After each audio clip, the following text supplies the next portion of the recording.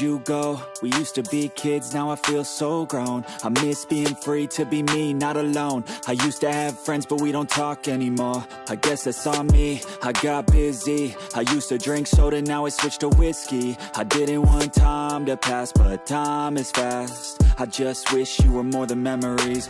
I got kids now, but I'm a kid now. I haven't grown in my mind, just my skin now. I don't get taxes, I hate chores, I hate mail, bills, and miss the outdoors. I feel like the air used to smell different. The grass was greener and the summers were for swimming. I used to play baseball every inning. Now I work for a living.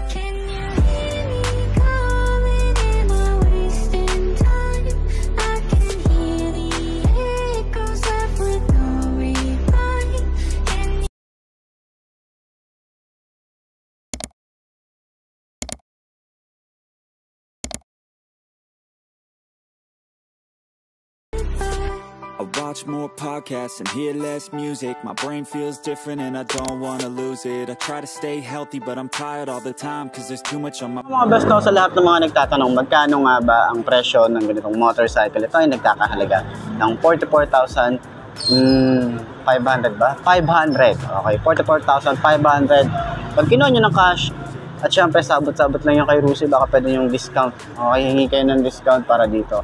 At sa mga gusto naman kumuha ng hulugan, ilalagay ko sa screen nyo para at least meron kayong reference kapag meron kayong 1 year to 3 years yung gusto nyong hulugan. Okay?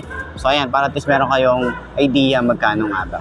And sa tingin nyo, sulit nga ba ang presyo niya ngayon 2025? Comment nyo naman yan sa baba para at least malaman ko kung ano nga ba yung mga hinanain nyo. At sa mga nakagamit na ng ganitong motorcycle, baka pwede nyo i-share dyan sa comment section ano nga ba yung mga naging experience nyo sa motorcycle na to. Para at least dun sa mga gusto kumuha, pero silang idea ano nga ba yung mga naging problema, ano ba yung mga naging experience nyo, di ba? Ayos na ayos yan. So, mga best sa lahat ng mga nagtatanong, magkano nga ba ang ganitong motorcycle? Ito ay nagkakahalaga ng 44,500 kapag kinuha nyo ng cash.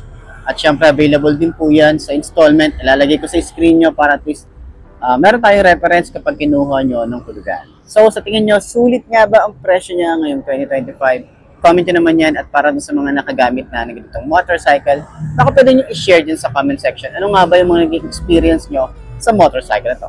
Ayos na ayos yan. So, mga best nakita na rin natin at marami nagre-request ng walk-around na to. Itong Rusi Blade 125. Ngayon ko lang din nakita to. Available po yan dito sa may Malolos branch ng Rusi. Okay, ano bang meron dito sa motorcycle na to? Inspire lang naman siya sa Smash Legendary. Okay, doon siya inspire. Alam niyo naman yan kung anong sinasabi ko. Okay, ngayong 2025, ngayon ko na lang din ulit to na vlog. Hindi ko sure kung kailan pa yung huli. Pero, yun na nga. Ngayon ko lang ulit na vlog itong Smart.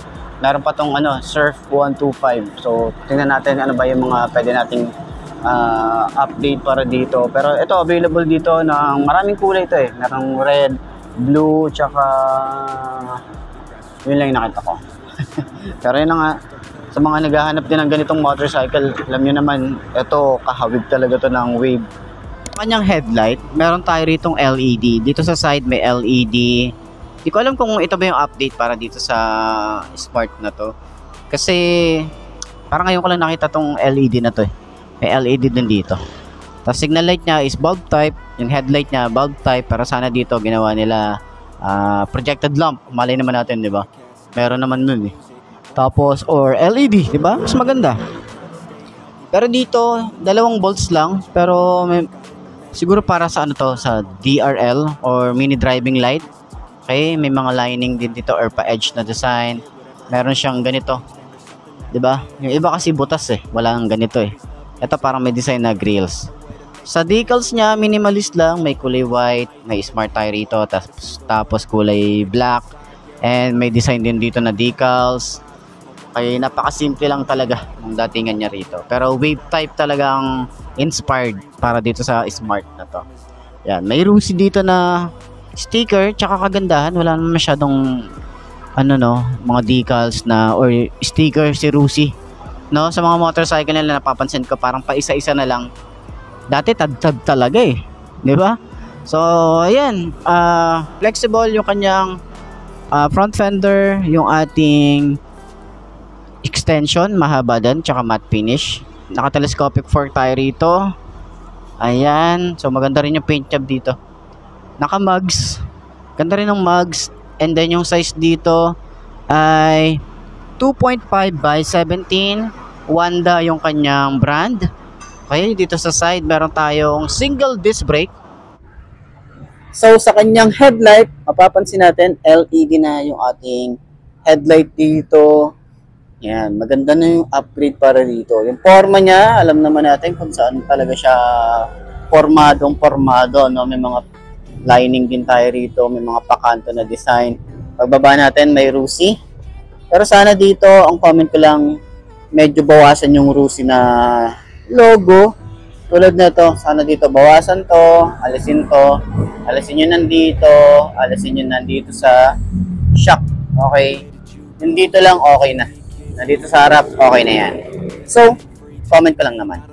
At meron tayo ritong bolts. Yung iba naglalagay ng basket para sa mga pinamili nila or additional storage para in case na kapag kailangan natin ng storage, may mailalagay sila dyan. Pwede nyo rin yan paglagyan ng mini driving light. Meron tayong lining na yellow. Meron tayo ritong gray and brown ba to? Gray, yan, dark gray, and then yung kanyang signal light is halogen bulb. Ayan, may mga patulis tayo na design. Yung kanyang fender, bulky and flexible. May extension tayo na matte finish na kulay black, and then telescopic fork na may Rusi dito na sticker. Mugs natin dito. Naka-tube type pa rin naman tayo dito, at yung size dito ay 2.5 by 17. Meron tayong gold na color and dual path caliper na kulay gold din. Naka-air cool din ang isang to, carb type, maliit talaga natin, no? Paglabas si Rusi ng mga FI na ganitong design. And ito yung tsura naman ng makina. Yan, may Rusi logo. Okay, talagang kailangan yan kasi makina ni Rusi. Kickstart, meron tayong simpleng design. Foot pegs, napakasimple din, hindi siya napiflip. Rear brake pedal, napakalambot din. Yung design din dito sa kanyang decals, kulay white. Dito naman kulay blue, sumasabay dun sa fairings dun sa harap na kulay blue. Kaya may lining din tayo na kulay gray and ganyan design. Ayan. Sa foot pegs naman para sa angkas, meron tayong maliit lang. Ayan, simple lang pero maganda yung ano dito, maganda yung alloy na ginamit. And yung tambucho natin, meron tayong metal, tapos meron siyang Rusi naka-engrave. Okay? So naka dual shock tayo rito, hindi adjustable. Swing arm, maganda din, hindi naman siya ganun kanipis, no? And meron tayong mugs din, at naka drum brake din tayo dito sa likod. Wanda yung kanyang brand, and yung size dito ay 2.75 by 17. Ayan. So sa grab bar, ito ay plastic. Ay hindi, meron siyang cover na parang, alam mo yun, yung binalot na goma yung metal. Ayan, kaya mukha siyang ano yan itsura niya. So sa taillight niya, medyo ano lang din, kakaiba lang din, pero bulb type pa rin yan. Signal light niya, reflector, tapos yung lagay ng plate, and yung fender niya flexible din. Ito reflector to ayan. Tapos dito naman yung susian para ma-open natin yung upuan. Ayan, pero hindi natin ma-open naka-stock siya. Hindi ko alam, hindi ito siguro yung susi niyan. Kasi antigas hindi niya ma-open baka iba. So ayan, dito naman meron tayong chain cover, at yung sprocket size natin dito ay 38T. Sa kanya namang disc brake, meron tayong single disc brake. Ayan, meron tayong dual path caliper, naka-air cooled din ang isang to. Yung design nga pala dito sa gilid, may Rusi, may kulay yellow, gray, dark gray. And sa ating makina, meron tayo rito na maliit lang naman, 125cc, rear brake pedal, smooth lang din. May kickstart pa rin tayo rito. Foot pegs para sa rider, hindi siya napiflip. May bracket siya na ganito. Ito combination ng rubber and metal. Dito naman, meron tayong butas para in case na kung gusto nyo mag-adjust ng carb, pwede yan. Okay, foot pegs naman para sa rider, ay sa angkas. Ito ay combination din ng rubber and metal. Ayan, malaki din, malapad. Ito alloy, ganda yung finish, naka glossy gray. And dito naman sa side, yung ating blade 125. Ayan, maganda rin yung decals dito. Bagay na bagay yung decals niya. White nga pala yung harap, black nga pala yung likod. Ayan. So naka dual shock tayo rito, hindi siya adjustable. Medyo maliit lang yung ating swing arm. Naka drum brake tayo dito sa likod. Meron tayo ritong size na, ano size na ito? 2.75 by 17, tube type pa rin naman yan. Forma ng ating tambucho, meron tayong cover na metal. Simple lang yung ating pinaka-tambucho. Ayan. So sa kanyang panel gauge, meron tayo rito na analog type.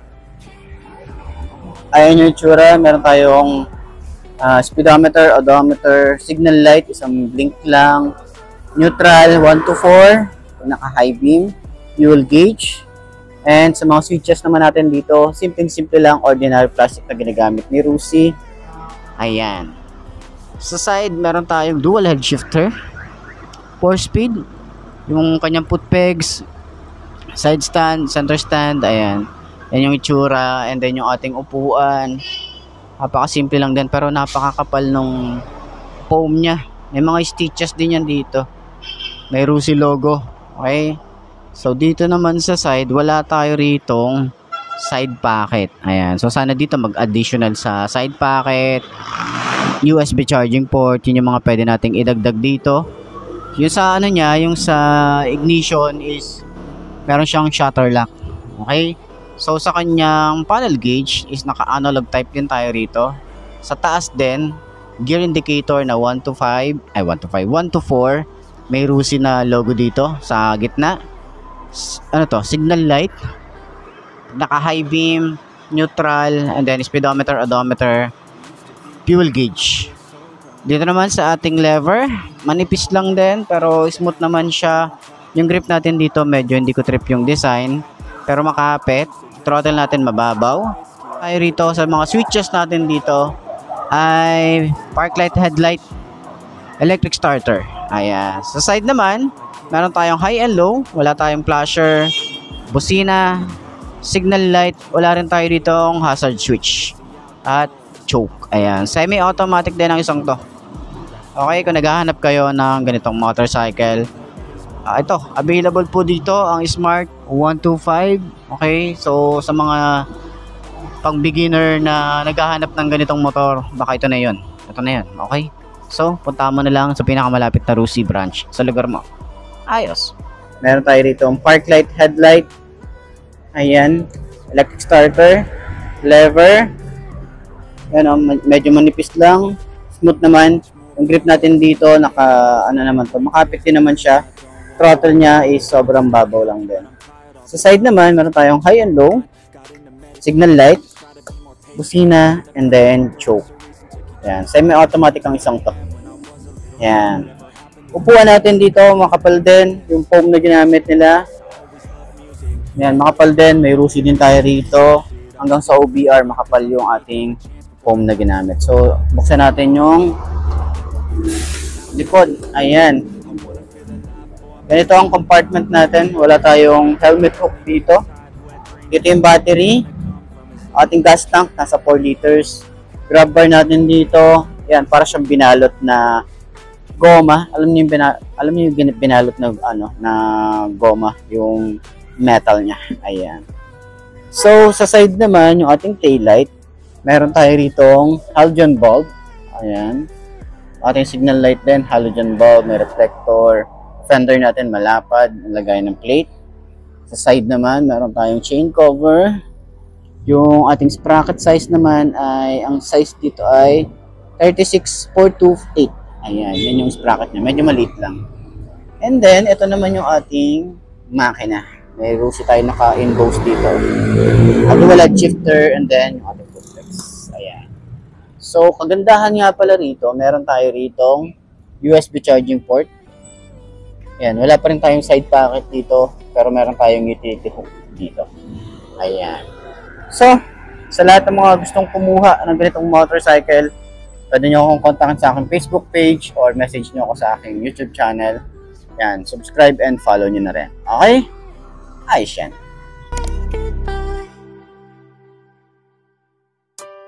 Where did you go? We used to be kids, now I feel so grown. I miss being free to be me, not alone. I used to have friends, but we don't talk anymore. I guess that's on me, I got busy. I used to drink soda, now I switched to whiskey. I didn't want time to pass, but time is fast. I just wish